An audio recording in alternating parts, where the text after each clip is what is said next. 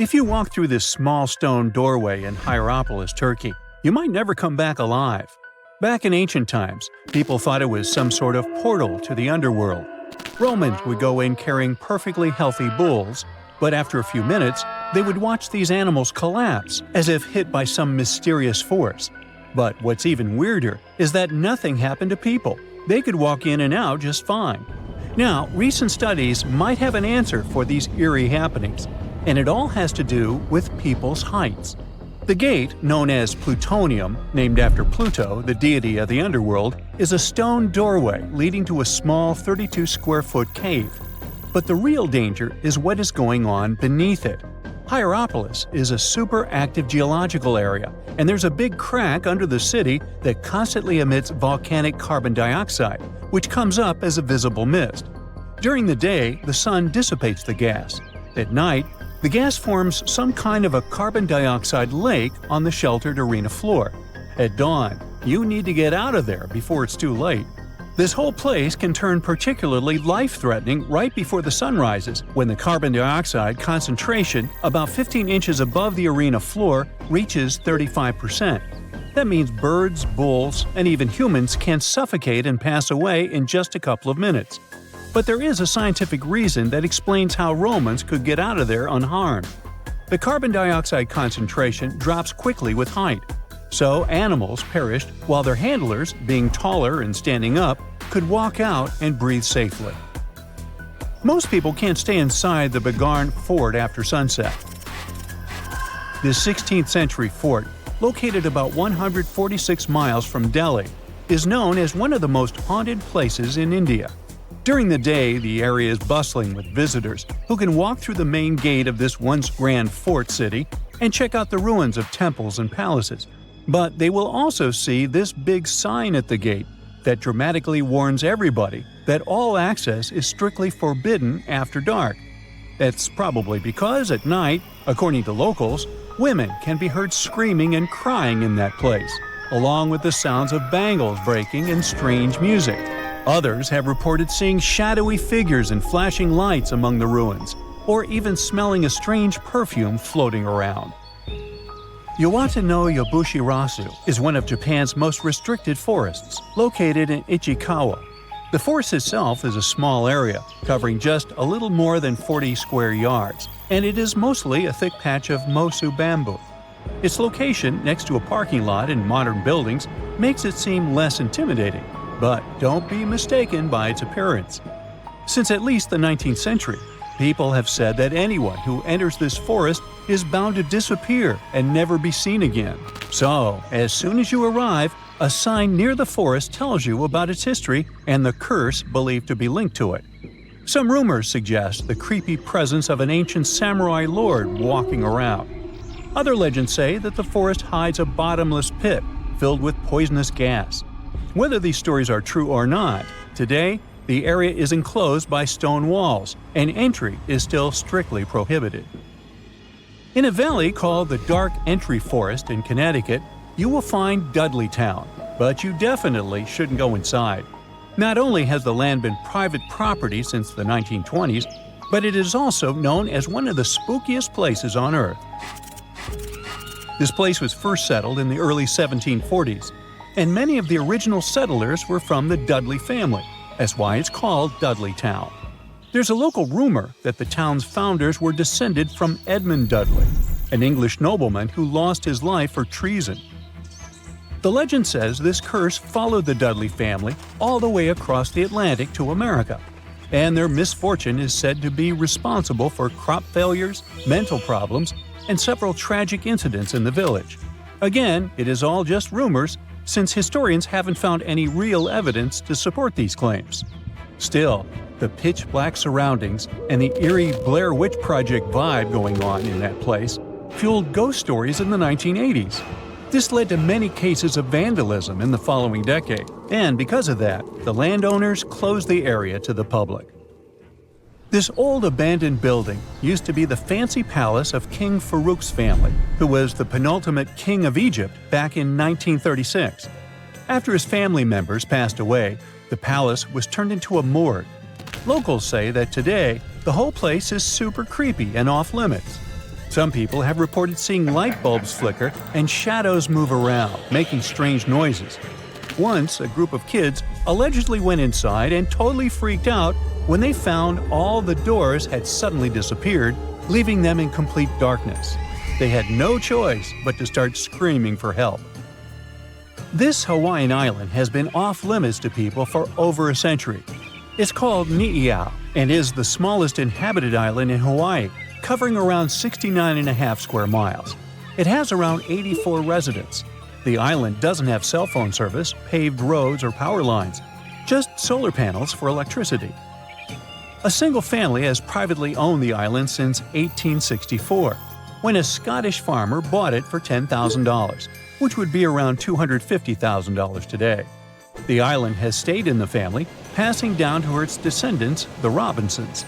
They have kept it private ever since, so access is highly restricted and basically by invitation only. The Erdstall tunnels are a network of about 2,000 mysterious underground passageways mainly found in Central Europe, especially in Austria and Bavaria. These tunnels are usually narrow and cramped, often just wide enough for one person to squeeze through at a time, and they are believed to date back to the Middle Ages, as far back as the 12th century. What's really puzzling about these tunnels is their purpose. Despite a lot of research, nobody really knows why they were built. There is a theory that they were used for storage, but since many of them are below the water line and occasionally get filled with water, that doesn't seem very practical.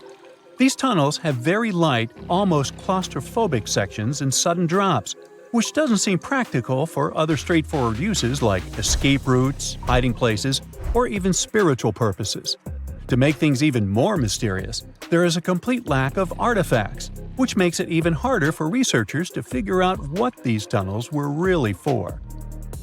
Since 2019, adventurous people can get arrested if they try to climb this rock. Uluru, also known as Ayers Rock, has been off-limits because it is now considered a sacred site for local communities. But the fact that it is also extremely dangerous probably played a big role in the decision to close it off to visitors. This rock is 1,142 feet high, which is about the height of an 80-story building. The climb to the summit can be very slippery, and high temperatures, which can hit 116 degrees Fahrenheit in the summer, have led to people passing away from dehydration and heat-related issues. Something even creepier happens at the top of the rock right after storms. When it rains, small tadpole-like crustaceans called shield shrimp hatch in temporary water holes and rock pools on top of Uluru.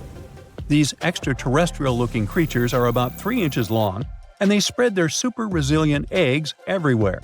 When enough summer rain comes, they hatch and go wild, feeding on microorganisms and bacteria in the water. How these strange creatures end up in the fleeting pools on top of Uluru is still unclear, but the most likely explanation is that their eggs might travel there with the wind. The most exciting accidental discovery I've made in my life was a $10 bill in my old winter jacket. Some folks are luckier though, as they find underground cities from centuries ago or make inventions that turn them into millionaires. Velcro was invented after a routine walk in the woods. Kellogg's Cornflakes were inspired by a chipped tooth, and Play-Doh saved a business empire from falling by chance. Back in 1998, electrical engineer John Williams found something that looked like an electrical plug sticking out of the ground. He started digging and noticed that it was stuck in a small rock. He found it in a rural location in North America, far from civilization, industrial complexes, airports, factories, and electronic plants. This piece of electronics embedded into a solid granite stone got the nickname Enigmalith and a price tag of $500,000. Some scientists are sure it's a big hoax and not a souvenir left by some visitors from space, as Williams claims. But the finder of the rock wanted to prove that it was a real piece of ancient technology, some sort of an electrical connector. If it's not a hoax, then this little find could be proof that humans, or some other civilization from the past, were way more advanced than we ever thought. They must have managed to invent a way to transmit electricity long before humans in the 19th century. He offered scientists to take a look at this find and establish what it really is without breaking the rock open, but there were no takers. Williams consulted an engineer and a geologist, and both confirmed there were no traces of glue on the electronic component. It hasn't been welded either, so it must be as old as the rock, which is around 100,000 years old, according to geological analysis. Dr. John Kellogg had a philosophy of biological living with regular exercise, massage, plenty of water, zero bad habits, caffeine, and no meat. At the end of the 19th century, he looked over a health institute in Michigan. He once whipped up a mix of flour, oats, and cornmeal. He thought that by baking whole grains at high temps, they'd be easier on the stomach and healthier overall. He baked the mix twice and first made cookies, but a patient chipped a tooth on that version. Then he decided to break it into small pieces. It's hard to pinpoint exactly how Kellogg cornflakes came to be, with so many versions of the story floating around. Kellogg's wife, Ella, and his brother Will both claimed they played a role in creating the flakes, along with several other family members and sanitarium staff. The company lore says that it all went down one night in 1898, when some wheat-based cereal dough was left out too long, fermenting in the process. When rolled out thin, the slightly moldy dough turned into these perfect large thin flakes that got all crispy and yummy in the oven. Over the next few years, Will Kellogg kept tweaking the recipe and realized that corn, not wheat, made even crunchier, tastier flakes. His brand, Kellogg's Cornflakes, has grown into a multi-billion-dollar company. Swiss engineer George de Mestral once went for a walk with his dog and came back with a concept that would later go to space. Once they got back from the woods, de Mestral noticed that his pants and his dog's fur were covered in the tiny barbs of the cocklebur plant. He examined the burrs under the microscope and noticed that they were shaped like tiny hooks that stuck to loops on clothes and fur. He decided to recreate that natural tech to design an extra strong fastener, one with many practical uses. He was testing different materials for his invention for so many years and finally settled on nylon.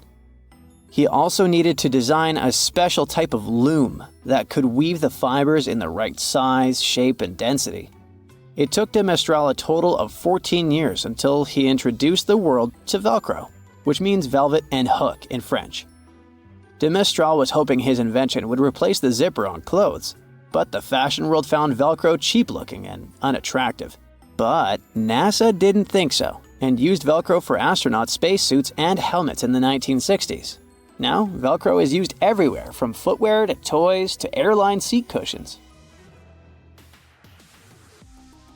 Before the middle of the 20th century, most homes were heated with coal. It left soot throughout the house, which was especially visible on wallpapers. Kutal Products was the largest company that sold wallpaper cleaner, but in the 50s, more and more people switched to gas, oil, and electricity, and the sooty buildup problem was mostly solved. The owner of Kutal Products was trying to save his business. Meanwhile, his sister-in-law read that wallpaper cleaner could be used to make holiday decorations. She worked as a nursery school teacher, and modeling clay was pretty hard for her students to handle, so she decided to test this material for molding into different shapes, and it works out just fine. She told her relatives about the discovery and suggested a name for it: Play-Doh. The Kutal company was about to go bankrupt, so it was a great alternative for a new business. Soon enough, Macy's and Marshall Field got interested in the new toy and started selling it. Play-Doh was originally only in one color, white, but soon expanded to red, blue, and yellow. They also made several changes to the original recipe, but the mixture is still mostly the same as when it was used to clean wallpapers. An urban legend says that if you take all the Play-Doh compound ever made and put it through their Fun Factory playset, you'll get a snake that will wrap around the planet 300 times. A man in Turkey was renovating his home when he knocked down a wall in his basement with a sledgehammer. He found a tunnel behind the wall that led to an ancient underground city. The tunnel led to more tunnels and then halls and chambers.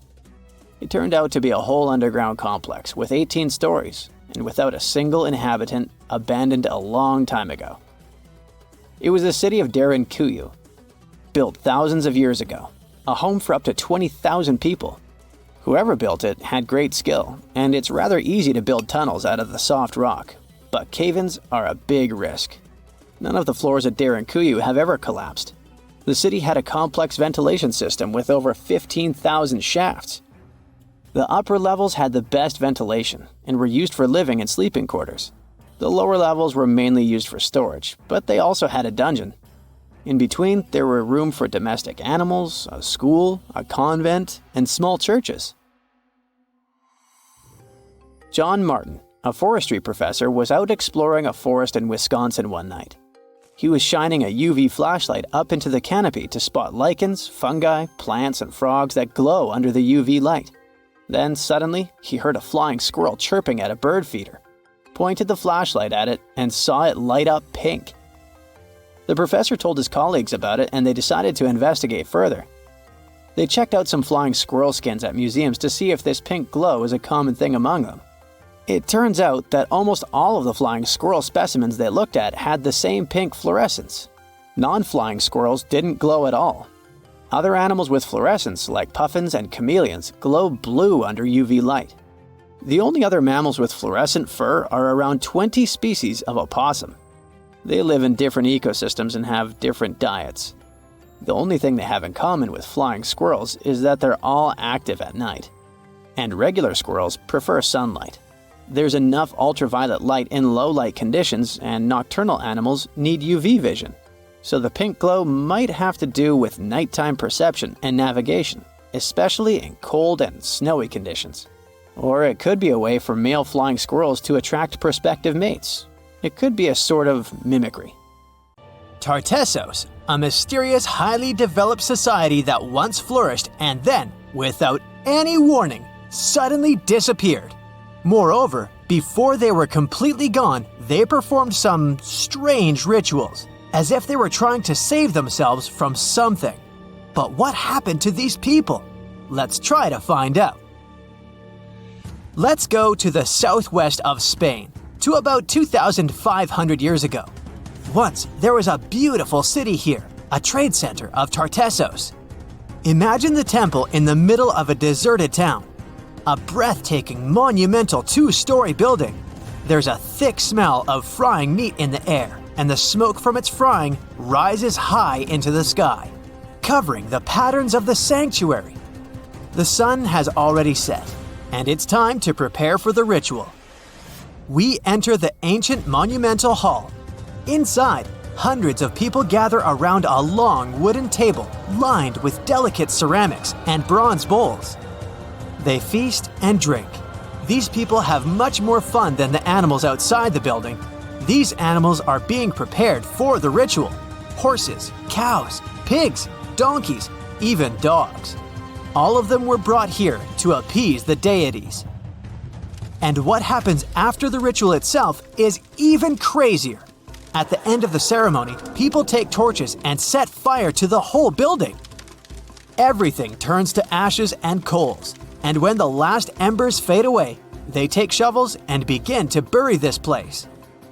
It will take them at least several days to bury the former sanctuary under piles of earth. They work tirelessly. In some places, the thickness of the layers of mud and clay will reach almost 14 feet. And then, these people, the last known Tartessians, just leave this place and disappear from our world forever. But what just happened? Why did they even do all this? Let's start from the beginning. Tartessos was first mentioned in Greek and Roman texts thousands of years ago, but for a long time, we had no idea what it even was. All the descriptions were contradictory and confusing. Some archaeologists thought that Tartessos was a kind of seaport. Others thought that it was a river or a water reservoir. They even said this place could be connected with the mystical Atlantis. But there was nothing to back it up with, so the scientific community quickly rejected this idea. But today, we know the truth. Tartessos was an ancient civilization. It's been located on the Iberian Peninsula, one of the southernmost islands of Europe. It flourished in the 9th to 5th centuries BC, and then, around 2,500 years ago, suddenly disappeared. They were quite rich. The island had rich reserves of metal, so their economy was thriving. Silver, copper, lead, and other good things were mined in the local Sierra Morena Mountains. Almost all the locals were engaged in trade. For them, it was a common thing. Isn't that strange that there were so few records left about them? and not so many monuments of their culture have survived to this day. In total, throughout Spain, scientists were able to collect around 20 archaeological finds related to Tartessos. 3 of them were excavated in the Guadiana Valley: Cancho Ruano, Casas del Turrunuelo, and La Mata. Let's start with the first one. Cancho Ruano was discovered in 1978. This find was one of the most significant pieces of the puzzle. This is one of the most beautifully preserved structures of the Tartessian civilization. Not only the walls have survived to this day, but so did the altar, the moat, and even several artifacts. For example, some jewelry and wine glasses. It was a square building surrounded by a deep moat filled with water. And, to be honest, we still don't know its exact purpose. We only assume that it could be an ancient temple. Some rituals were carried out there. For instance, they would set fire to the temple and cover it with thick layers of sand and clay. They even left some expensive artifacts inside, tools, gold jewelry, and so on. Moving on to the next find. Casas del Turrunuelo is one of the best preserved buildings in the entire Western Mediterranean. We only discovered it a couple of years ago, back in 2015. And it hasn't been studied that well yet.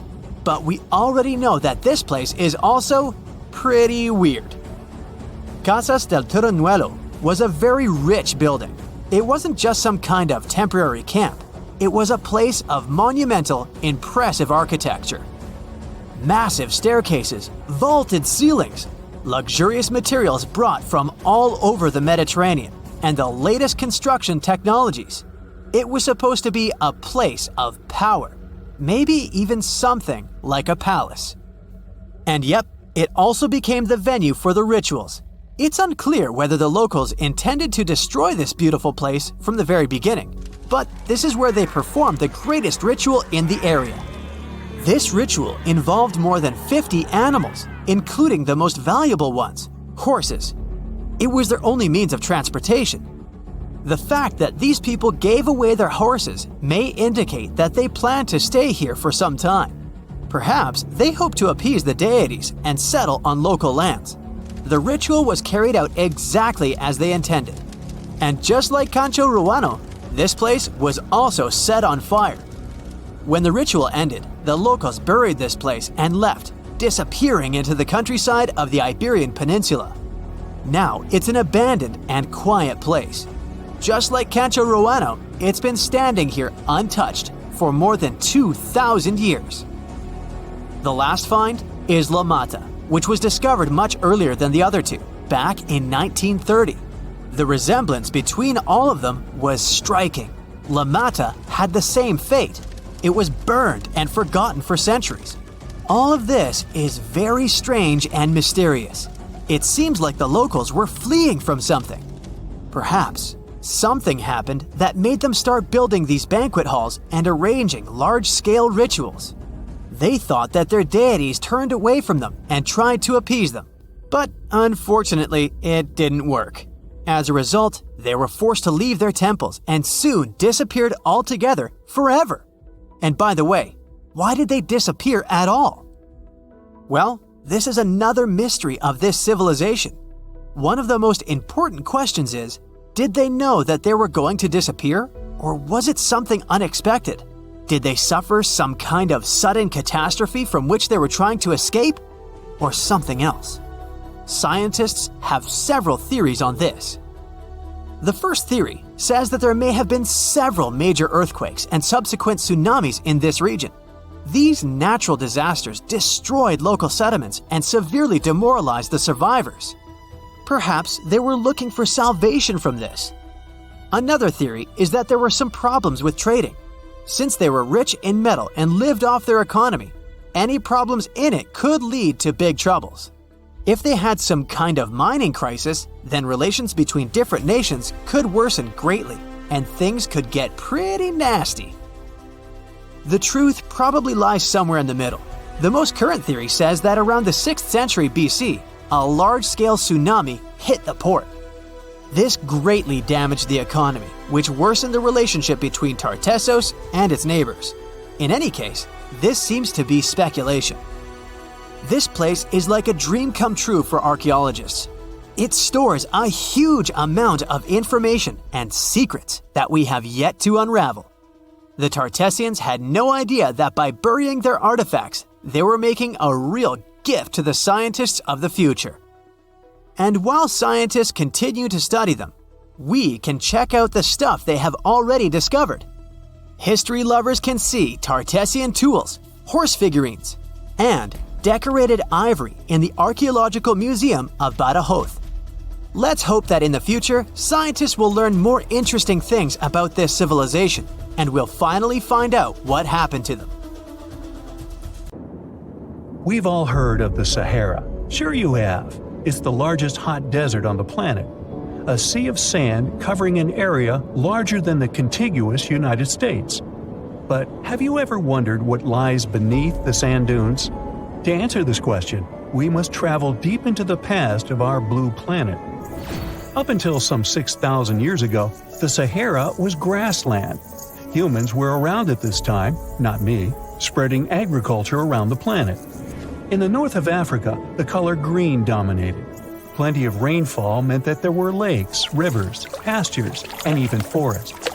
A completely different image of the Sahara from the barren landscape of today. But then the climate started to shift. The region became parched, and the vegetation started disappearing. The wind did the rest. It took away the fine sediment after there were no plant roots to hold the ground together.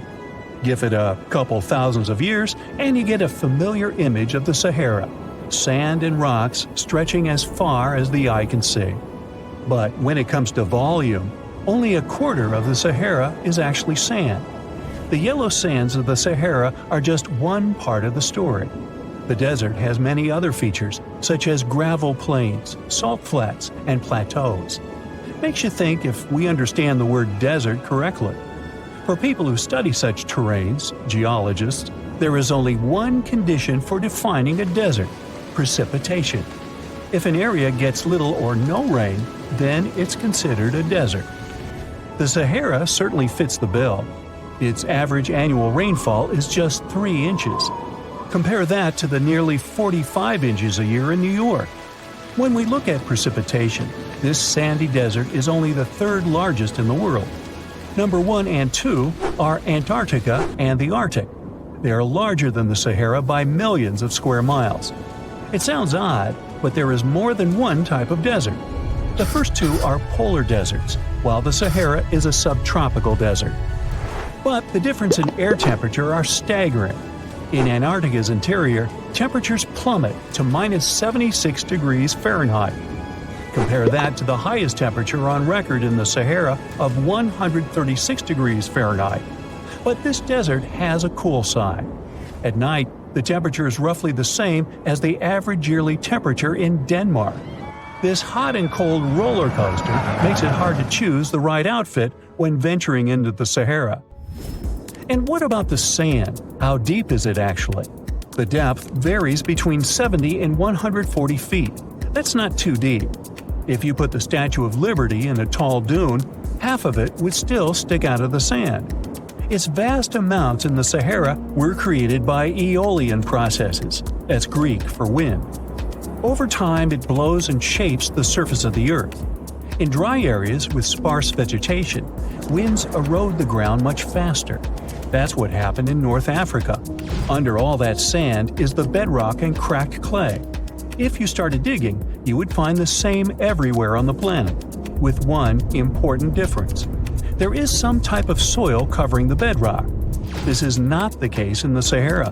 Because of the arid climate and a lack of vegetation, sand covers the ground below. Over the course of thousands of years, a lot of interesting finds ended up in the desert sand. For example, there are petrified tree trunks. These are essentially preserved prehistoric trees. They date back to the time when the region was lush green.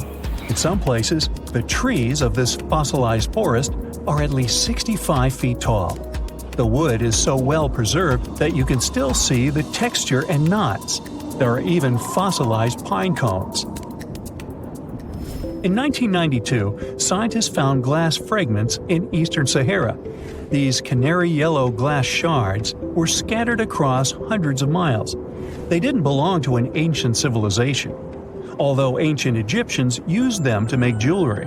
In fact, the breastplate of King Tut had a beautiful scarab beetle centerpiece made from this desert glass. For a long time, scientists were puzzled about the true origins of these fragments. They finally concluded that the glass was around 29 million years old. It is an impact tape. If that sounds like it has something to do with the word impact, you are correct. These rocks are formed when a meteorite hits the surface of the Earth. This generates a lot of heat. Scientists estimate that the temperature needed to melt this mineral was close to 3,000 degrees Fahrenheit. Apart from the regular fine-grained sand, we also have melted sand in the Sahara. But the desert conceals other unlikely artifacts. Shark teeth are a common find in Morocco, which sits in the western part of the Sahara. What are the fossilized teeth of these marine predators doing in the middle of the desert? This part of the world looked entirely different millions of years ago.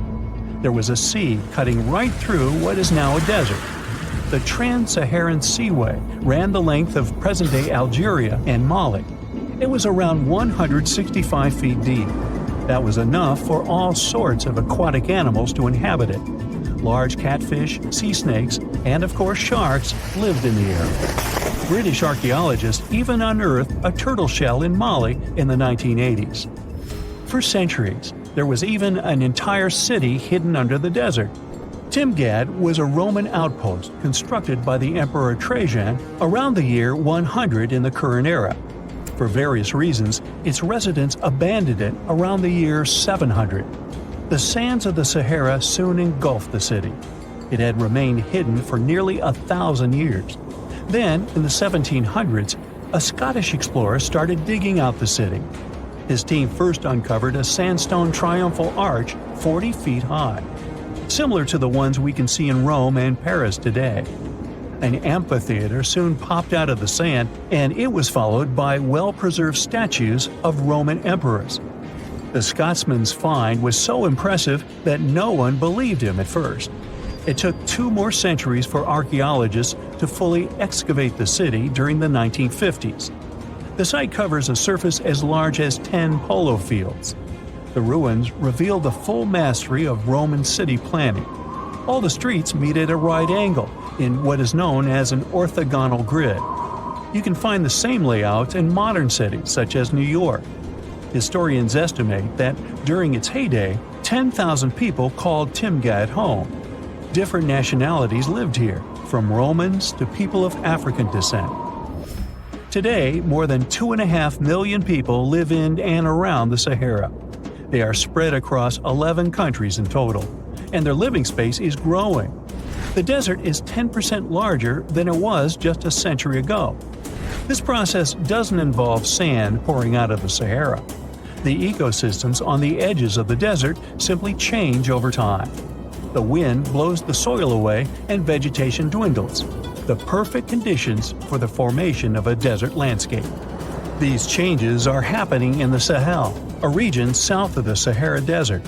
That's why the African countries have recently come together for a project called the Great Green Wall.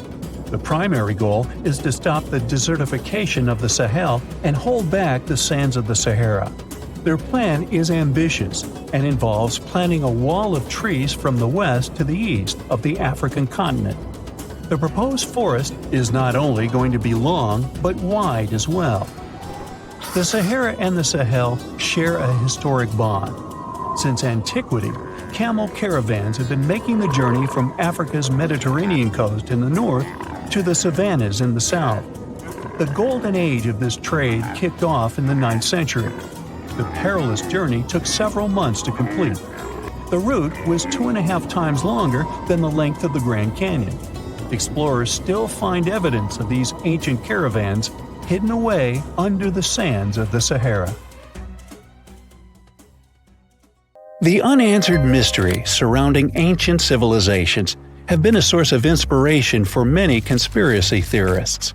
In fact, some of these mysteries are so interesting that many of us either already believe them or would like to. One thing is for sure though, none of those thousands of conspiracy theories have ever been, what's the word? Oh yeah, classified. Or have they?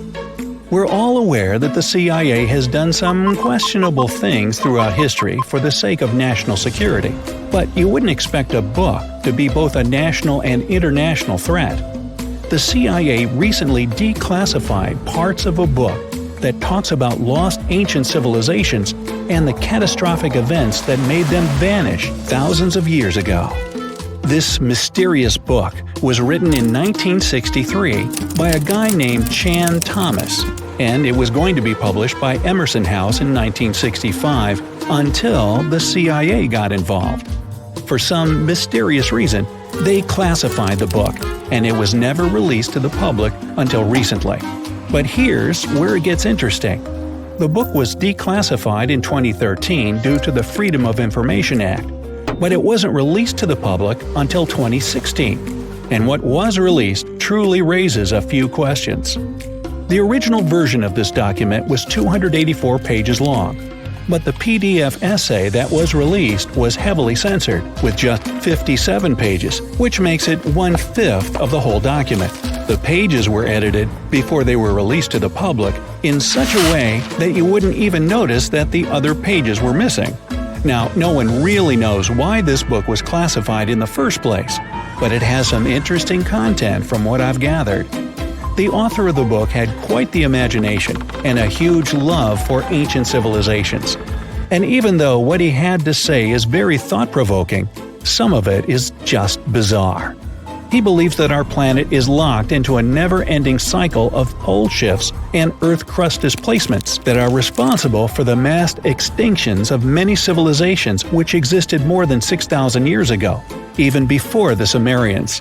He believed that these events caused more damage to the Earth than meteors, and he bases this theory on a few artifacts that exist around the world but weren't really noticed until recently. But I'll get into that in a bit. Those mass extinctions that the book talks about include the end of the Ice Age, when huge 2-mile-thick ice sheets disappeared from northern Europe, Northern America, and Canada, and caused 100 species to go extinct. And here's how the author illustrates his hypothesis. He believes that there was a geomagnetic pole shift which caused catastrophic changes to both the atmosphere and the Earth's crust, resulting in the extinction of many civilizations over time. Now, even though the geomagnetic pole shift is a real thing, it doesn't just happen overnight. It happens really slowly, only about every few 100,000 years, according to scientists. But it's a bit more complicated than it sounds. It is a well-known fact that the North Pole is somewhere above Alaska, and the South Pole is close to the middle of Antarctica. Now, these are the geographic poles, and they'll always be north and south. However, the Earth's magnetic poles flipped a few 100,000 years ago. So if you had a compass, let's say 700,000 years ago, it would instead point south and show you the Antarctic. But the author of the book has a different theory. He believed that the flip of the north and south magnetic poles doesn't happen every few 100,000 years, but every 12,000 years, and that this flip occurs in just a few hours, causing a catastrophic apocalypse. He thinks this happens as a result of an explosion inside the Earth's core. This explosion causes the magnetic poles to flip, but it also causes the Earth's crust to move. According to the book, due to these catastrophic events, a lot of the Earth's continents that were submerged underwater rose above sea level in just a few hours. Now, here's where it gets interesting. The author also states that the Peruvian Andes were beneath the ocean before the last pole shift. And even though it seems far-fetched, since the Andes are approximately 22,000 feet above sea level, there was evidence to support that claim in the late 80s. Scientists found whale bones and fossils that are said to be millions of years old on top of the Andes and the Himalayan mountains. It's also suggested in the book that the deep freeze the Earth went through during the Younger Dryas event caused the Gulf Stream to be disrupted.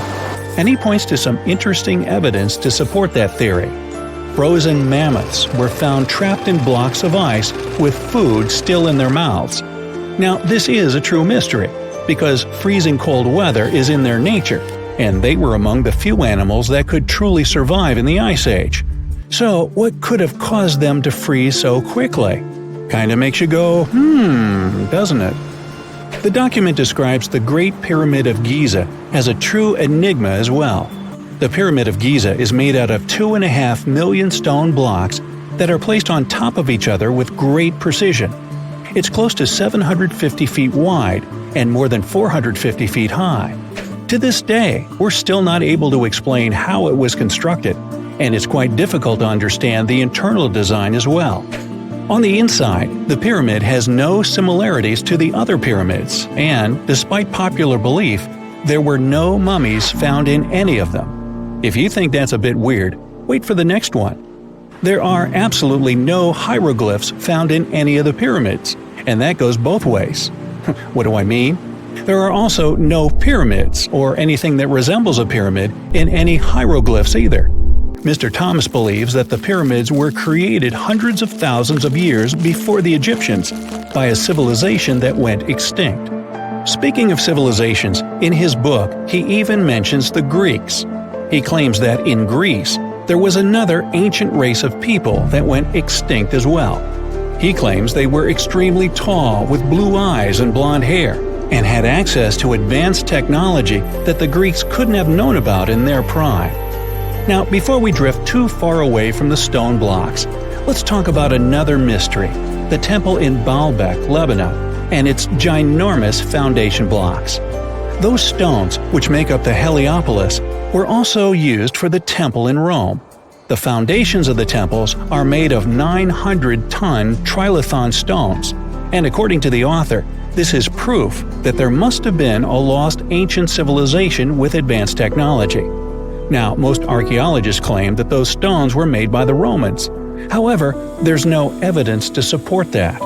The Romans didn't have the technological equipment to make the stones or lift them. So, you might think, what if they just made them in that place right then and there? Well, those stones were also lifted 30 feet high and were placed next to each other with mathematical precision. And let's not forget about the blocks on top of the Hierapolis in Lebanon, which weigh about 800 tons each. But wait till you hear the next one. The Romans don't even credit themselves for these stones.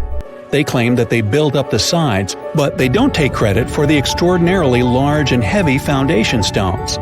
The author also makes an interesting point about the distance between the Roman capital and Baalbek in Lebanon. Why would the Romans build the world's largest monolithic stones in such a remote area, and so far away from their capital, and never take credit for it? Well, folks, it's a mystery to me. Now, let's move on to the most intriguing enigma, Easter Island, which is located in the middle of the Pacific Ocean, or nowhere, if you will. The author questions how people found it or even settled in such a remote island that long ago. One of the signifiers of Easter Island are the Moai statues, and the mystery surrounding who they depict and why. What's an even bigger question is how they were created, moved, and positioned in the places they were found. According to this declassified document, Easter Island was part of the now lost continent named Mu, and it was sunk in the Pacific Ocean in a disastrous cataclysm that happened during one of those pole shifts. The continent of Mu, according to the book, was as big as South America, and what we now call Easter Island is just what's left of that continent. The author also believes that this is what happened with the lost city of Atlantis as well. Plato is even quoted about this, saying that the whole city of Atlantis sunk miles beneath the waves within just a day. Even though the whole story sounds very intriguing and makes some interesting points, we know that, scientifically speaking, a cataclysmic pole shift causing entire civilizations to go extinct isn't possible. Everyone loves a good landmark. The Roman Colosseum, the ancient city of Machu Picchu, the Giza pyramids. But have you ever wondered how it once looked? Way back in the days when they were built? Or even in the time they were covered in ivy and forgotten by humanity? Buckle up, because we're heading on a time travel adventure to the world's greatest archaeological sites. Our voyage begins in South America, deep inside the Peruvian mountains. Behold, the city of Machu Picchu. Machu Picchu is a monument to the ingenuity and power of the Inca civilization. During its prime, the Inca civilization stretched 2,500 miles along South America's coastline from modern-day Ecuador all the way down to Chile. And Machu Picchu was located at the heart and center of it. The historic site was constructed at around 7,000 feet above sea level, more or less around 1450 BCE. The gated city consisted of around 150 buildings made of stone. The Incas managed to build temples, houses, and even a complex aqueduct system to irrigate the entire town. And yes, they did all that without the help of wheels or any instrument made of iron. The housing model is somewhat similar to stone houses we see nowadays, with the difference that the Incas didn't use any cement to stick together the blocks of stone. Yet, they fit seamlessly on top of each other. Not only that, the Incas must have developed a rudimentary yet effective anti-earthquake technology, since, in the event of a quake, the rocks would shake without falling out of place. If Machu Picchu had been built today, it would have cost over $70 million to finish the entire thing. The purpose of the site is still a mystery to many historians. Theories suggest that it could have been built as a ceremonial site, a safety base for the Inca people, or even a retreat for royalty. What we know for a fact is that in the 16th century, 100 years after Machu Picchu was built, its population abandoned it, with tree roots taking over the majority of the site and keeping it hidden from humankind for over 4 centuries. It wasn't until the 20th century that the world was reintroduced to Machu Picchu when a Peruvian farmer led Yale University professor Hiram Bingham III to visit the site. Since then, Bingham and many other explorers dedicated their lives and research to studying the archaeological wonder of Machu Picchu. Now, for the next stop on our time-traveling vehicle, the city of Pompeii in Italy. Pompeii has crowded our collective imagination for many years. The eruption of the Mount Vesuvius volcano in 79 AD and the destruction of an entire city is hopefully not something that will happen again. But I bet you're wondering, what did Pompeii look like on its last day? It took 18 hours for Pompeii's streets, markets, houses, and forums to be buried under millions of tons of volcanic ash. Thanks to some clever scientists, we discovered that the lava and ashes that covered Pompeii on its very last day actually helped to freeze the city in time. Different from ice, the cloud of ashes did not preserve the city intact, but as the items disintegrated over 2,000 years, they left voids under the earth. Archaeologists found that if they filled these voids with plaster, the shape of the buried city would soon reveal itself. And that's exactly what happened. Of course, it was nothing like the bustling city of 12,000 people that had existed for many years before the fateful eruption. Pompeii was a vibrant and rich municipality. The site's ruins revealed that many areas of Pompeii boasted impressive houses, some with balconies, which was a sign of great wealth at the time. And, believe it or not, even some artwork survived the eruption. Archaeologists found well-preserved frescoes and murals of mythological creatures, all indicating that members of the high society lived there. Ruins show the city even had thermal baths and showers made with luxurious materials. Oh, and apparently, the people of Pompeii had amazing teeth. Yes, archaeologists could see even that tiny level of detail from the plaster molds they recovered from underground. Still in the Italian territory, we find one of the world's biggest tourist attractions, the Roman Colosseum. It was built as an amphitheater during the reign of Emperor Vespasian, around 70 AD. It wasn't until 80 AD that Vespasian's son, Emperor Titus, inaugurated the Colosseum. The monument was something to behold, with 157-foot-tall walls, over 80 entrances, and the capacity to host 87,000 people. All social classes and groups were welcome at the Colosseum, and this partly explains why it flourished for so many centuries. During the decline of the Roman Empire, around the 6th century AD, the Colosseum started being neglected and abandoned. The monument was looted, and some of its columns and stones were used to build infrastructure elsewhere. Only 1/3 of the original Colosseum still remains, and if it's big now, imagine what it once was. Greece was home to one of the world's largest empires. At the height of this empire, literally and historically speaking, more or less 2,400 years ago, the Greeks built a citadel known as the Acropolis. The Acropolis, which is composed of historical buildings, is considered to be one of the biggest landmarks of Western civilization to date. Tourists that visit the capital city of Athens today may be faced with yellowish and broken pillars of the Parthenon standing way up high in one of the city's hills. But way back when it was built, between 447 and 432 BCE, the imposing and majestic Parthenon was purely white, as the entire monument was built with gleaming white marble. The statues inside were made of gold. The Parthenon is a 23,000 square foot temple held up by 69 marble columns. The largest blocks of marble are massive, weighing around 10 tons each. And the most surprising fact is that the marble didn't come from Athens, but from a nearby site that stood 10 miles from the Acropolis, known as Mount Pentelicon. Historians intrigued by where the primary material for building the Acropolis came from found tiny and big blocks of marble all scattered around the floor of Mount Pentelicon.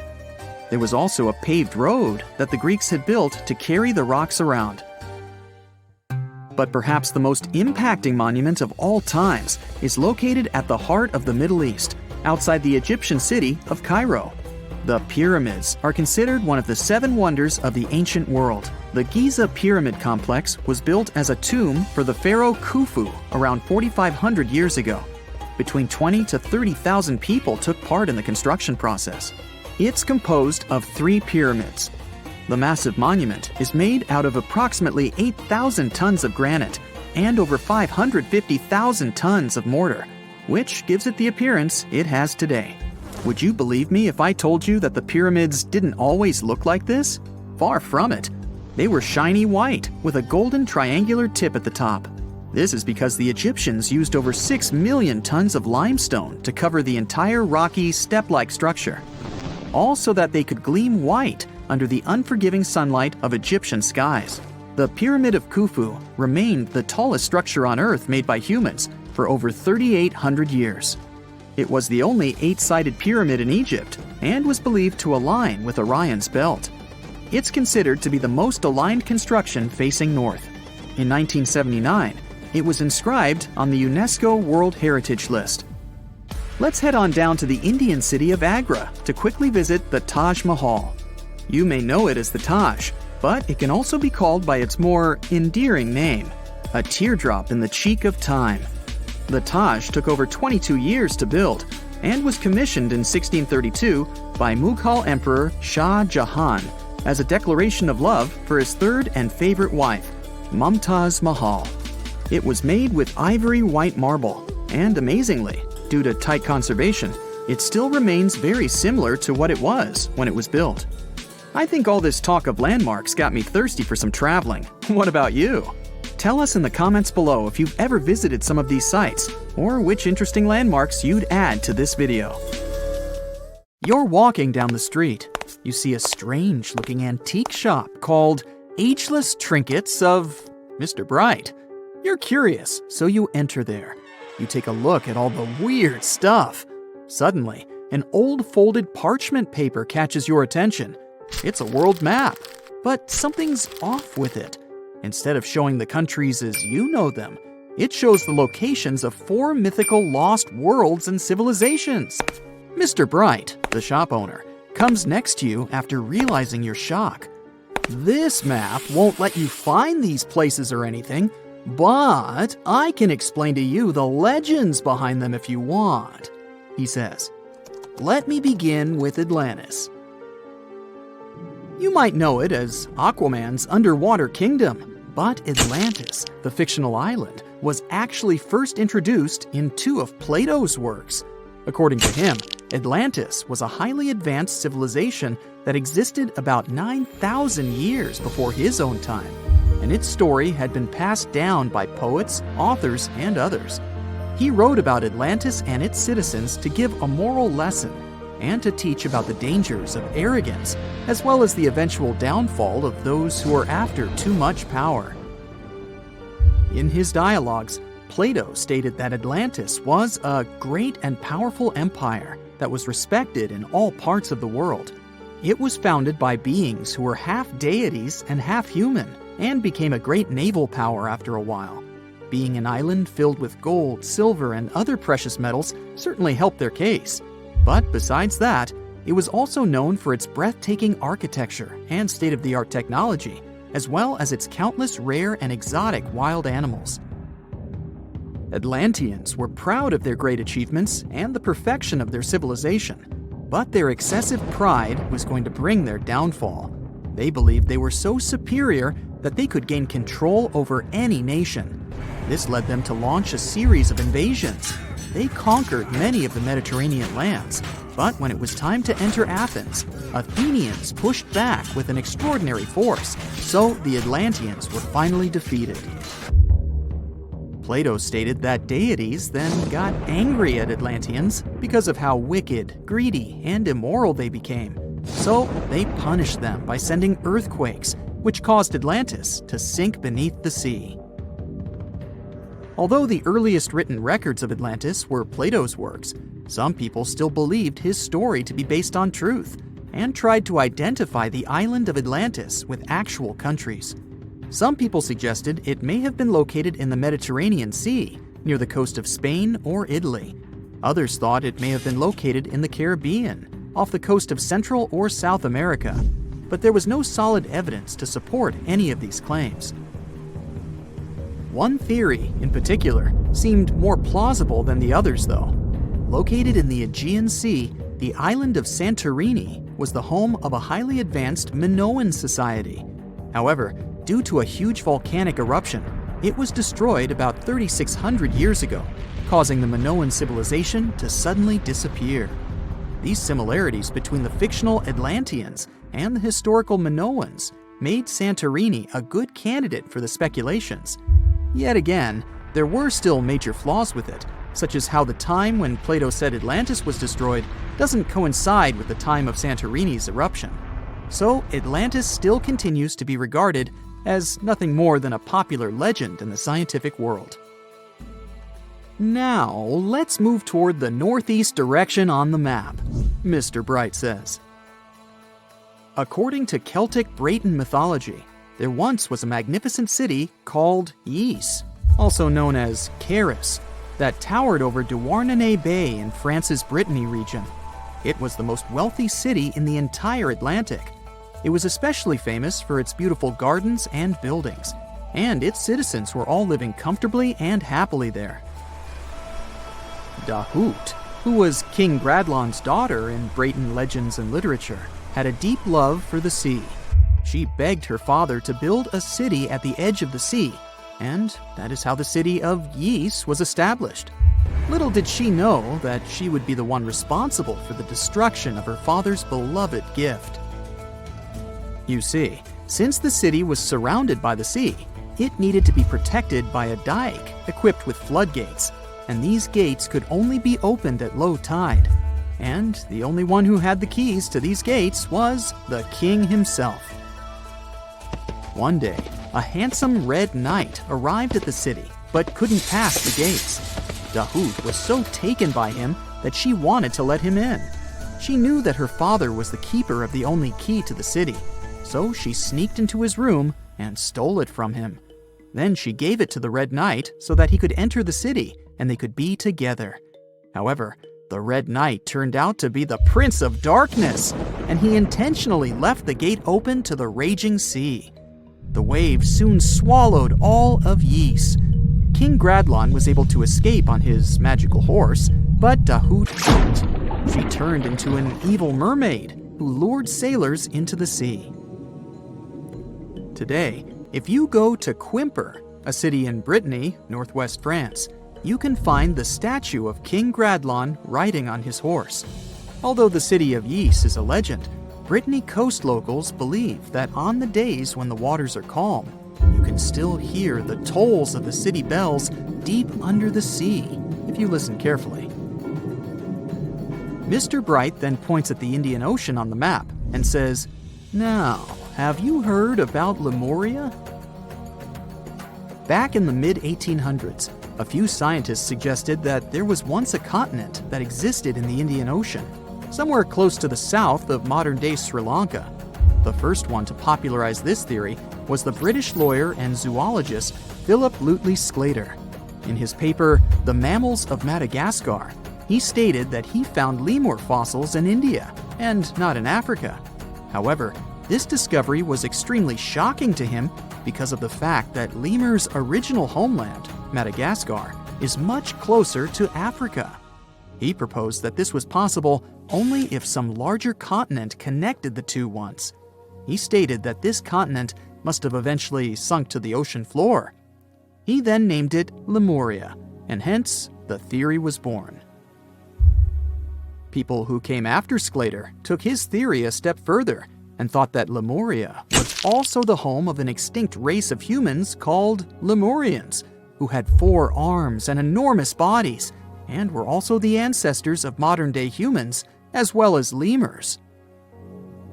Of course, as new scientific discoveries were made on plate tectonics, evolution, and the study of DNA, the theories regarding the fictional continent called Lemuria were debunked. The last fictional land on the map is Agartha, Mr. Bright says. Taking its roots from Eastern mysticism, one legend says there's a kingdom called Agartha that is located deep beneath the surface of the earth. It's where all 4 corners of the world are connected by paths and tunnels.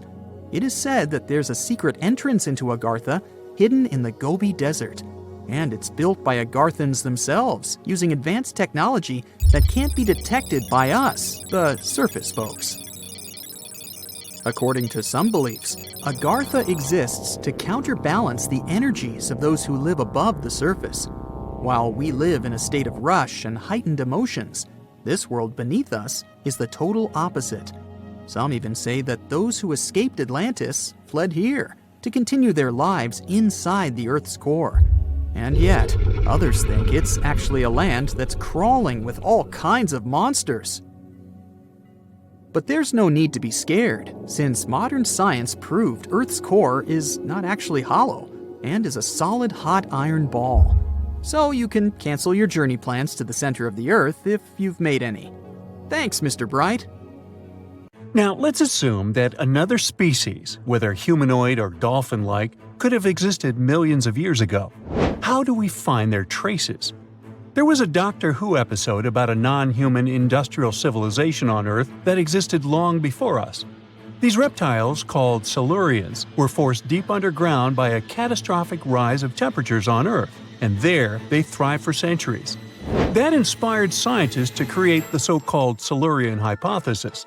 If there was an advanced civilization before us, we should find their traces somewhere. Well, let's try. Climatologist Gavin Schmidt and astrophysicist Adam Frank decided to dive into this themselves. Like us, any technologically advanced civilization would be hungry for energy. So they looked for global effects that would leave a widespread mark. For example, hints of large-scale industrial processes, like plants and factories, and their leftovers. Then comes the question of how long these civilizations would last. If they existed for a long time, we should look for long-lasting signs, like residues from burning fossil fuels, mass extinctions, synthetic chemicals not found in nature, and even traces of nuclear fission. Basically, we should search for the same kinds of things that humans are currently leaving behind as evidence of our activities. Unfortunately, this evidence isn't that easy to find. Let's imagine an unsettling scenario if humanity suddenly disappeared. Even though it seems like we've left a lot of changes on our planet, the future civilization millions of years from now would struggle to find any remnants of our existence. Why? Well, our planet has existed for 4.5 billion years. Complex life on Earth has existed for more than 400 million years.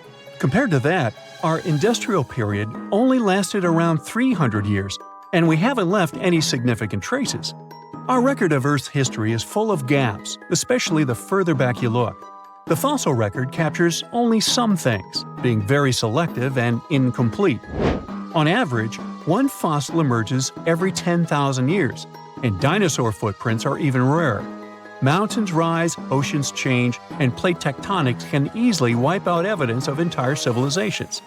After a couple of million years, chances are any physical signs of a civilization would disappear.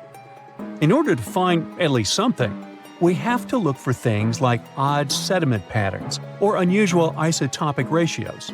Also, fossils mostly form in water, leaving us in the dark about creatures on land or in the jungles.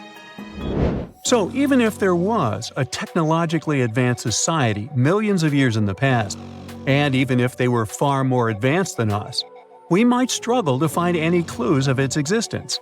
Frank and Schmidt try to understand how we could ever hope to spot signs of them.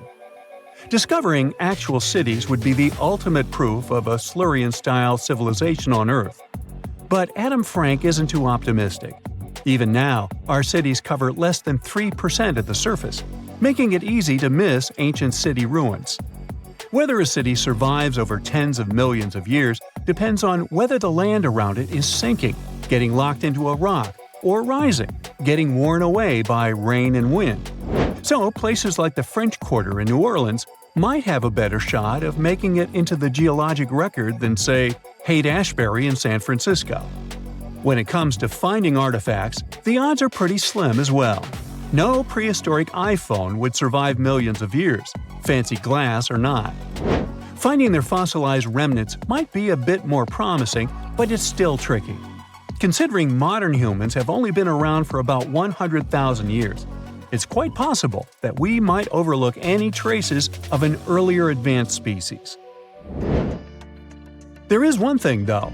We could stumble upon their traces in rocks. Our current chaotic era might leave a distinct mark on the Earth's geological history, especially since we're basically experiencing PTM 2.0. I'll get to that in a moment. So they try to look at the changes in the carbon cycle. Humans have been releasing a lot of fossil carbon since the 18th century. This leaves a special mark in the carbon isotope ratio, like a signature that shows the difference between carbon in living things, such as seashells, and carbon in lifeless volcanic rock. Scientists also look for signs in the way sediments are arranged. Large coastal deltas might mean that there were bigger rivers made by folks in this hypothetical civilization. Traces of nitrogen could suggest big-scale farming, where they used a lot of fertilizer. Spikes in metal levels in the sediment could mean runoff from heavy industries. Of course, a single find like that wouldn't tell us anything. Schmidt says the key is to look for multiple signs together. Without clear artifacts, the uniqueness of an event might show in various clues rather than a set of changes linked to a single cause. On a quest for Silurian-style clues, scientists even decided to check the Moon. Some astronomers find it surprising that no one has looked into this before. They even joked about the possibility of dinosaurs building rockets and leaving traces on the Moon or other celestial bodies. These astronomers think that Earth-like planets tend to erase signs of civilizations on their surfaces. So they're exploring the wild notion that these beings might have been space travelers. In that case, remnants of their technology, known as technosignatures, could be lurking not only on our Moon, but also on asteroids, or even buried on Mars. There they might endure for millions or even billions of years. Unfortunately, so far, despite digging into the past 380 million years and examining all suspicious events, the researchers haven't found a clear match for a technological civilization. They don't give up, though. Frank calls for more investigation. For example, we could study how modern industrial chemicals stick around in ocean sediments. This, he believes, could help us identify similar chemical traces in the Earth's history. If there are no traces, why do we even bother to find something like that? This research is based on Schmidt and Frank's recent papers. They were delving into the Anthropocene. It's the proposed epoch, dominated by human activities on Earth. It's full of these things called hyperthermals. They're prehistoric events when temperatures on Earth sharply increased over a relatively short time. They're like extreme heat waves from the past. A great example of this is the Paleocene-Eocene thermal maximum, or PETM for short. It happened around 55.5 million years ago and saw a rapid rise in global temperatures. Over 200,000 years, the average temperature on Earth jumped from about 9 to 14 degrees Fahrenheit. We studied these hyperthermals to understand how they occurred, from natural causes or human activities. So, these hyperthermals sparked the genesis of Frank and Schmidt's research. To study them, scientists started examining chemical signals and tracers left in rocks. When doing that, Schmidt and Frank uncovered some eerie parallels between all the climate issues we have today and past periods of rapid temperature shifts. There's a close similarity between the Pedum and other hyperthermal events. So all this work isn't just about solving a historical mystery. Understanding our impact on the environment can guide us to finding better ways to live in harmony with the planet and avoid becoming a forgotten species in the future. Our Milky Way is filled with lots of planets that could be just right for life, but we don't know if there are other civilizations out there. Earth is the only place we know of with living beings. About 200 years ago, people wondered if there might be civilizations on Mars. Back then, it was a real question. But once we got pictures from space probes, we decided there wasn't any evidence for it, and that idea got stuck in our minds. Now, it's not even considered a valid topic for serious science. It's seen as kind of silly. But no one has set clear limits on what could have happened on our own planet a really long time ago.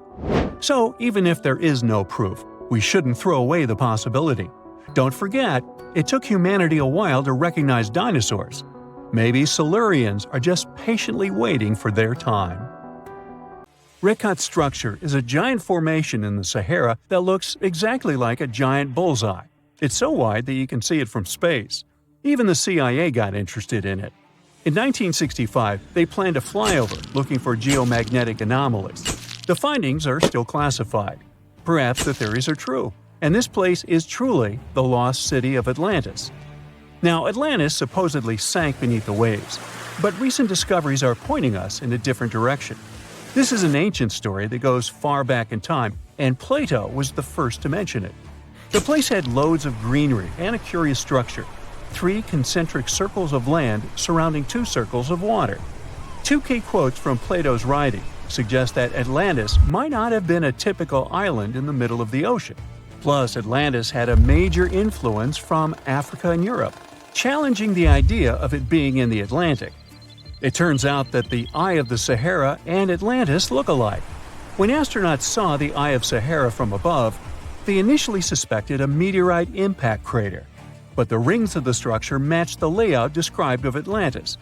More importantly, the Sahara wasn't always a desert. It turned from a tropical region into a desert around 11,000 years ago. Researchers found evidence of a massive river called the Tamaracet that could have sustained a community. This river flowed toward the Rikat structure, aligning with Plato's description. The Trans-Saharan Seaway ran through the Sahara 50 to 100 million years ago. The sea allegedly destroyed Atlantis around 11,500 years ago, likely due to a rapid rise in sea level caused by the end of the Ice Age. NASA's worldview imagery shows patterns consistent with this theory. Those concentric rings might be a key to unlocking the secrets of our planet's evolution over millions of years. They're shaped by erosion on resilient rock layers, creating a spooky pattern of ridges and troughs. The central peak stands proud at 1,300 feet. The central part has undergone a significant erosion makeover, revealing a circular structure with a raised peak. Unlike impact craters, the Eye of the Sahara flaunts a striking balance and symmetry. Some say it results from rock uplift, sculpted by wind and water. Others think it's an ancient anticline, eroded to reveal its concentric glory. Then there's a salt diapir theory, suggesting that salt's buoyancy sculpted this beauty. Dating techniques have proved that it formed 541 to 252 million years ago, give or take a million or two. Ancient tools are scattered around the outer rings of the structure near riverbeds. Some older stone tools have also been spotted in the same areas. And still, even though some spear points from the Neolithic period have been found, there aren't many signs that people were living there back then. The area seems to have been used for short-term activities like hunting and making tools. There are other unearthly mysteries that haunt our world. One such enigma is in Norway, the ominous Hessdalen light phenomenon, also known as the Valley of Lights, leaves scientists confused. This valley is 10 miles wide. It's quite isolated, but a peculiar blue box sits high on the hillside, equipped with cameras scanning the valley. The unsettling saga began in the 1980s, when the night sky over Hessdalen erupted with burning fireballs, a recurring spectacle that sent shivers down the spines of those who witnessed it. This wasn't a fleeting occurrence, rather it became a regular thing. Terrified locals reported encounters with these unexplained luminous phenomena, some of which happened near their homes. Unease spread like wildfire. At its peak, there were about 20 sightings every week. The phenomenon made its way into newspapers, magazines, and media worldwide. Soon, people flocked to the valley, hoping to see the lights themselves. In 1984, experts joined the fray, armed with sophisticated instruments like magnetometers, radiometers, and other ometers. What they encountered was mind-bending, lights that defied explanation. Some moved at a leisurely pace, while others raced through the sky at an astonishing 19,000 miles per hour.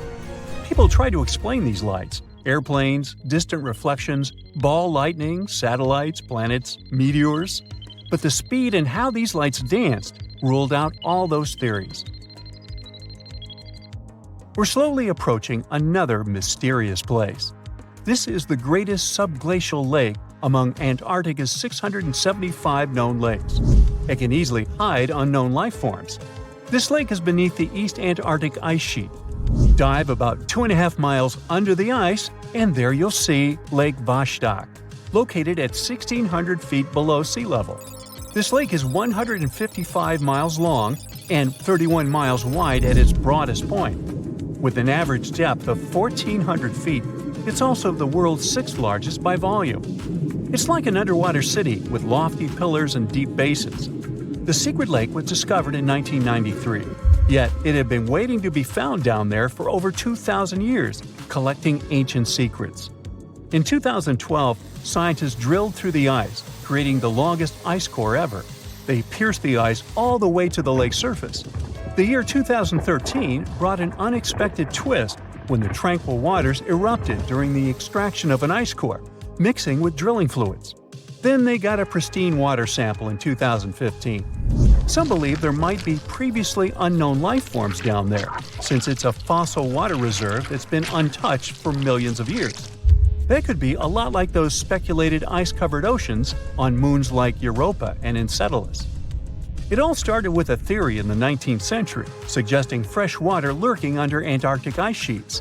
Then, in 1955, seismic soundings hinted at a subglacial lake, and by the 90s, satellite data confirmed Lake Vostok's existence. Now, Lake Vostok isn't alone. In 2005, they found an island in the middle of the lake. Then, two smaller lakes joined the party. They suspect that a secret network of subglacial rivers might link these lakes. Now, very far away from Antarctica, in Venezuela, Catatumbo lightning presents a sinister light show at the junction of the Catatumbo River and Lake Maracaibo. This unsettling lightning phenomenon happens at about 140 to 160 nights a year, going on for 10 hours a day, and can flash up to 280 times in a single hour. The frequency of this lightning show changes with the seasons and from year to year. There was a break between January to March in 2010, causing a bit of worry that it might vanish forever. As the sun sets, winds from the east start picking up speed. The strong wind is called a nocturnal low-level jet, like what you see in the Great Plains of North America.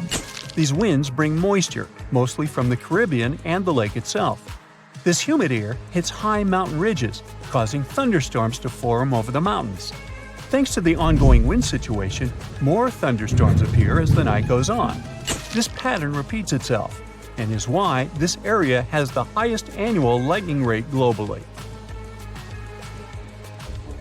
The next place scientists cannot explain is in China. That is the Longyou caves. They have lofty slanted roofs and sturdy pillars. The spot remained hidden for centuries.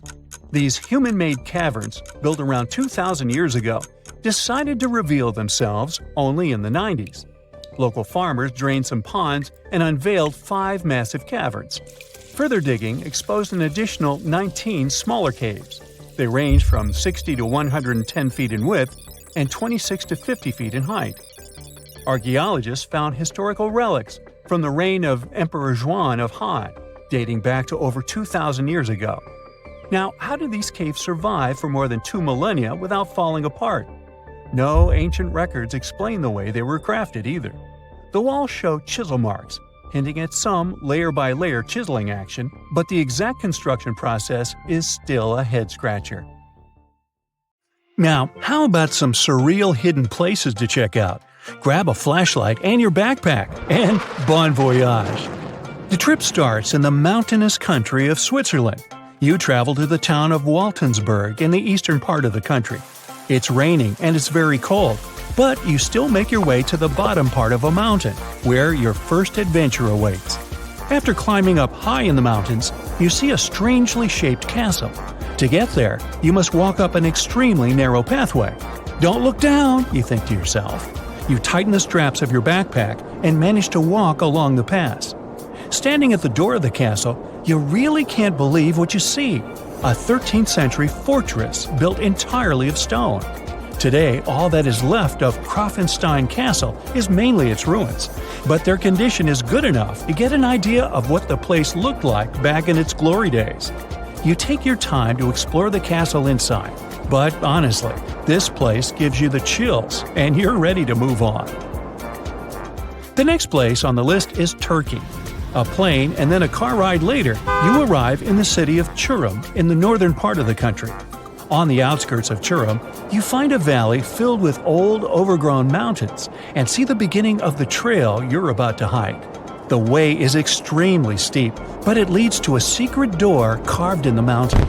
Congratulations! You've just arrived at Kapilikaya. The huge door is a massive arched stone that blocks the entrance to a hidden building. Experts think it has existed since the 2nd century BCE. Unfortunately, the huge door won't open, so what's hidden inside is a mystery today. It's guessed that there is a room inside. Some locals say there's a treasure hidden there too, but until today, no one has managed to enter the place to check. Okay, it's time to get moving before night falls. Next, you get the unique opportunity to travel to Ethiopia. Wandering around the city of Lalibela, you stumble upon a huge pit carved in the ground. You approach it carefully, and soon enough, you see a magnificent terracotta building, so richly detailed it leaves you mesmerized. But that's not all. There are 10 other pits just like this one, hiding King Lalibela's 12th century buildings. All 11 constructions are different from one another, yet share a similar recognizable style. They were hand-carved over the span of 24 years, only with the help of chisels, which is unbelievable given that these buildings are up to 50 feet high. That's about as tall as 5 African elephants stacked on top of each other, if you could do that.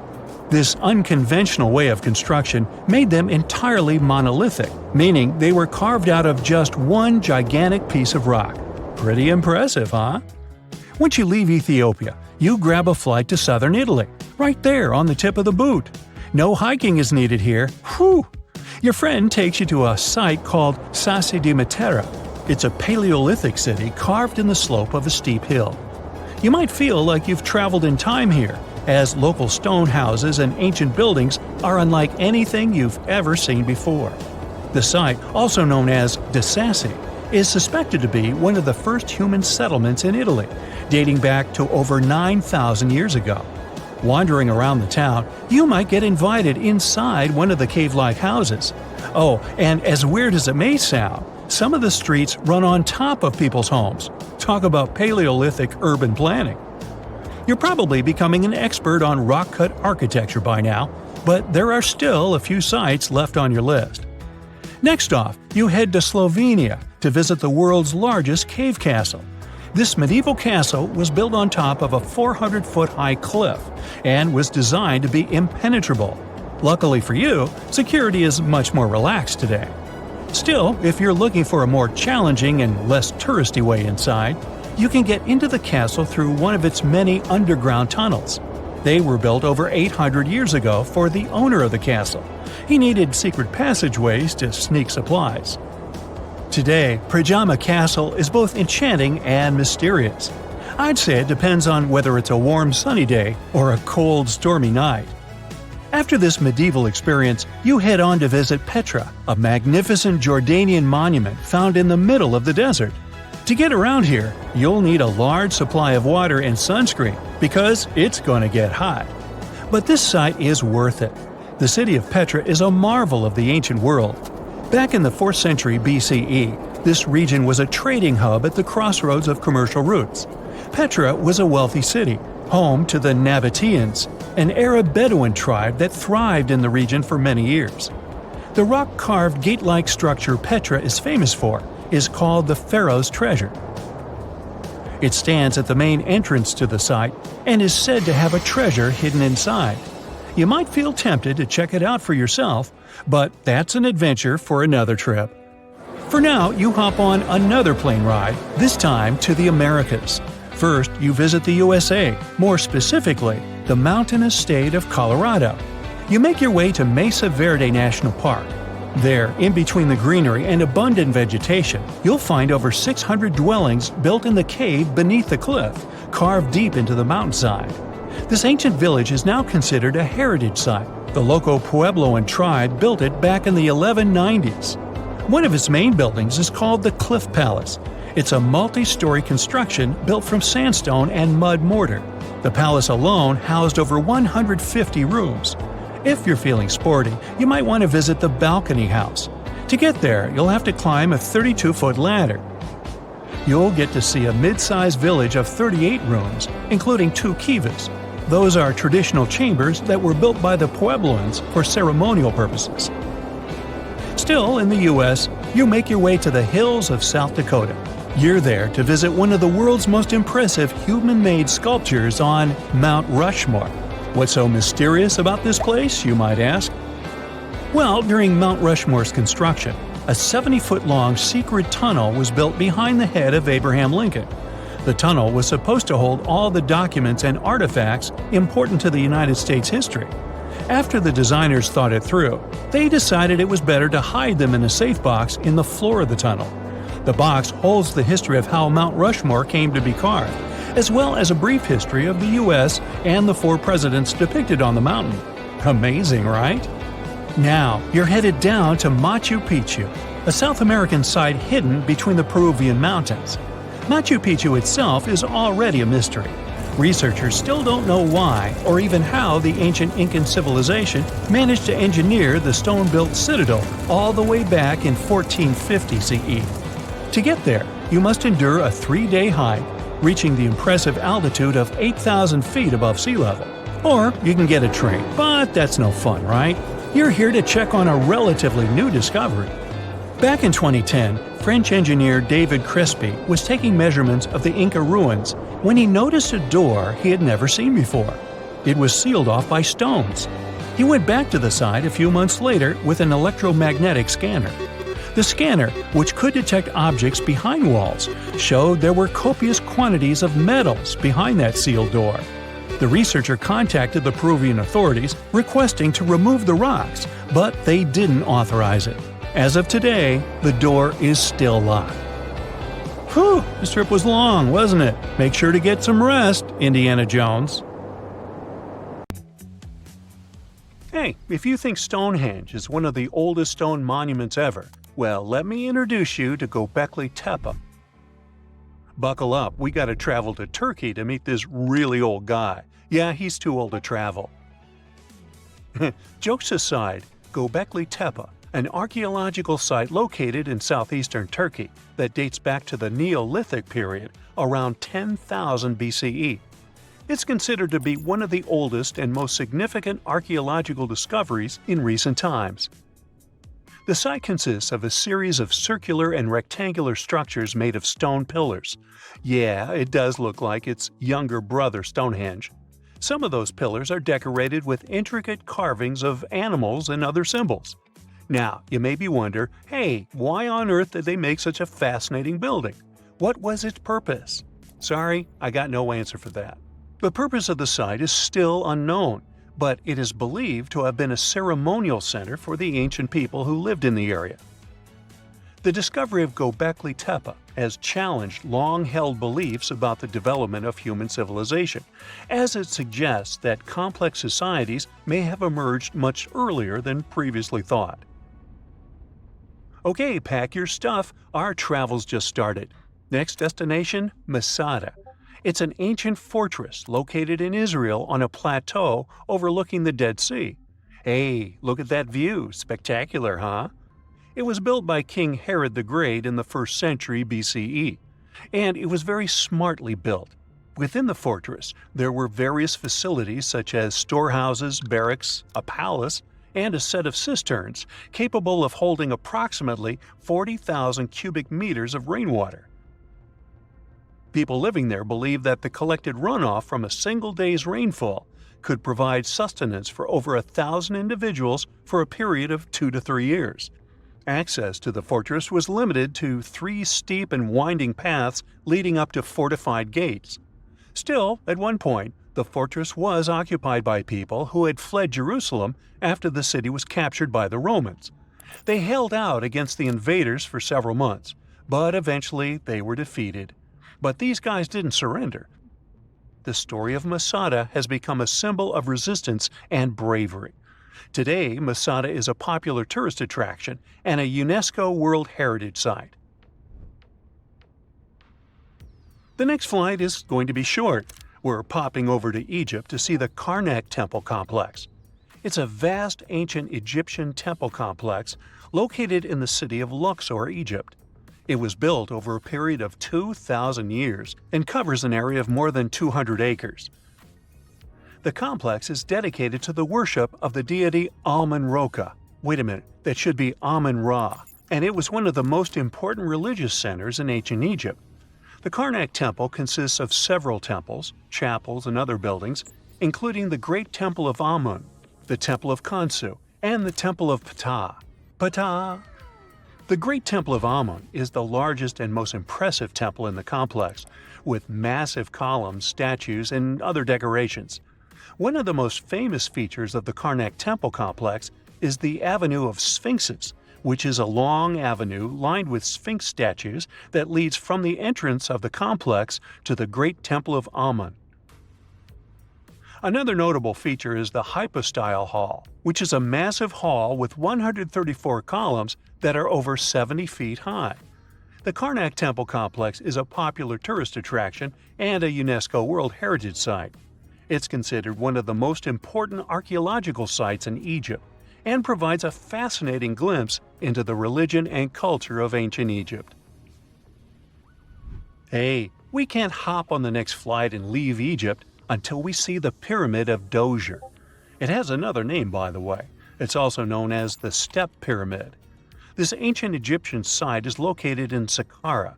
It was built during the 27th century BCE for the pharaoh Djoser by his architect Imhotep, who is considered one of the most important figures in Egyptian history. People believe this pyramid is the first monumental structure built entirely of stone and is an important example of early Egyptian architecture. The pyramid originally stood at 203 feet tall and was surrounded by a complex of buildings and courtyards. It was constructed in 6 layers, each smaller than the one below it, giving it the distinctive step-like appearance. The pyramid was used as a burial place for Pharaoh Djoser and was surrounded by a vast necropolis that contained the tombs of many other important officials. The Grateful Dead? The Pyramid of Djoser has several renovations and additions over the centuries, including the addition of a limestone casing that covered the original step structure. However, much of the pyramid was destroyed over time, and today only the central core remains. Despite this, it remains an important archaeological site and a popular tourist attraction in Egypt. Alrighty, we're ready to move on. There's one more pretty recent discovery we gotta see today. The Tower of Jericho was only discovered during excavations in the 1950s and 60s. It's an ancient stone tower located in the city of Jericho in the West Bank. Just like Göbekli Tepe, this one is believed to be one of the oldest stone structures in the world, dating back to approximately 8000 BCE. The tower stands at over 28 feet tall. It's made up of 2 main sections, an inner tower and an outer tower, which are connected by a series of stairs. The purpose of the Tower of Jericho is not entirely clear, but it is believed to have served as a defensive structure or a watchtower.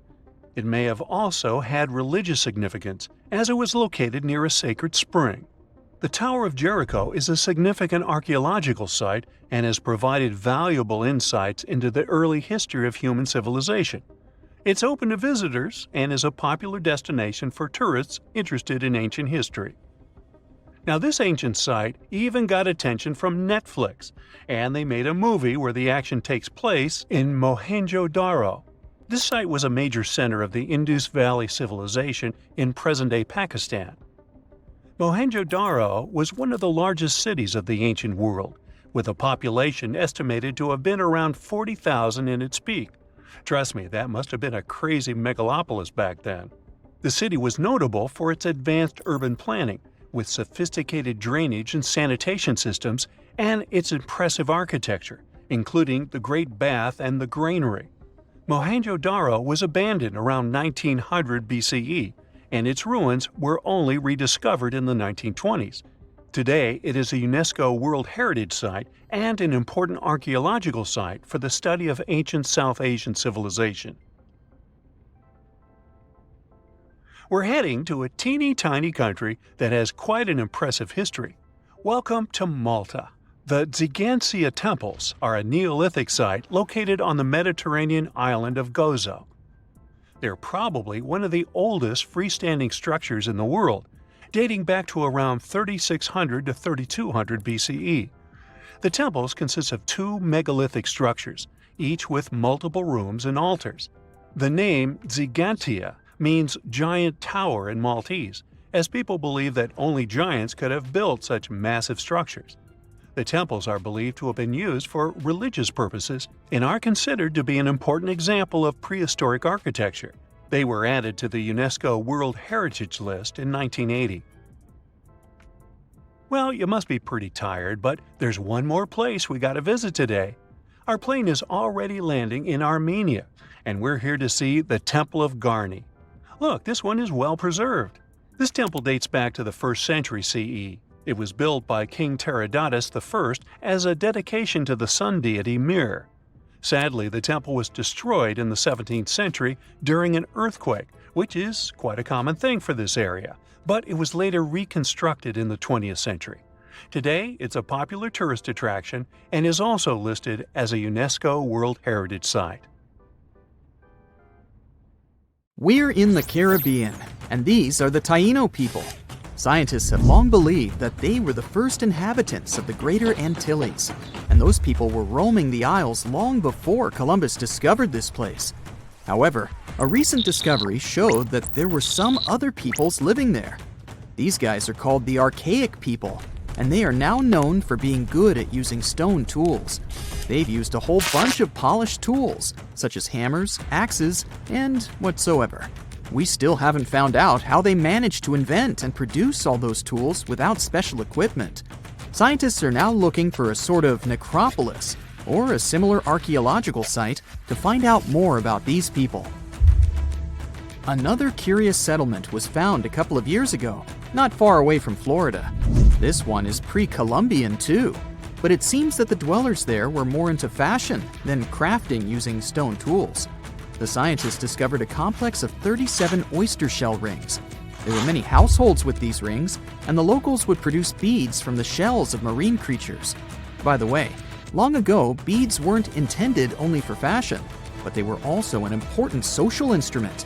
People would sew them on their clothes to manifest their power or wealth. Sometimes archaeologists manage to discover whole cities. This is exactly what Eleni Korka, an archaeologist from Greece, did. She found the lost city of Tania back in 2018. It wasn't a lucky coincidence. The whole search took as much as 34 years. By the way, Tania was even considered a mythical city. The city of Tania was a Trojan-founded city, and the ancient texts claimed it was incredibly wealthy. Well, seems like the texts were true. The archaeologists found around 200 coins on the site. Some jewelry was found there too. For instance, there was an iron ring with a seal. They also found a gold coin that was supposedly used to pay for a journey to the afterlife. Yeah, back then, people believed that it existed, and they needed to pay for a ticket to get there. The discovered clay, stones, and marble floors help us imagine what their dwellings looked like. And the archaeologists also found some vases there. One of the earliest examples of human-made art is located in the cave of Altamira in northern Spain. The paintings in a Paleolithic cave are so special because they're not monochrome, but have several colors combined. Still, these earliest masterpieces were hidden for a long time. They were only discovered in 1868, and today, this cave is a UNESCO World Heritage Site. Despite how old these paintings are, they're well preserved because they've been well isolated for all this time. Since the gallery was located deep in a cave, it was almost impossible for external climatic influences to ruin these prehistoric masterpieces. We're now in England, 2009. Meet Terry Herbert, a member of the Blockwitch Research and Metal Detecting Club. One day, he was casually inspecting plowed farmland in Staffordshire with a metal detector. I guess he must have wanted to find something special, but I bet he didn't expect to find what he actually stumbled upon.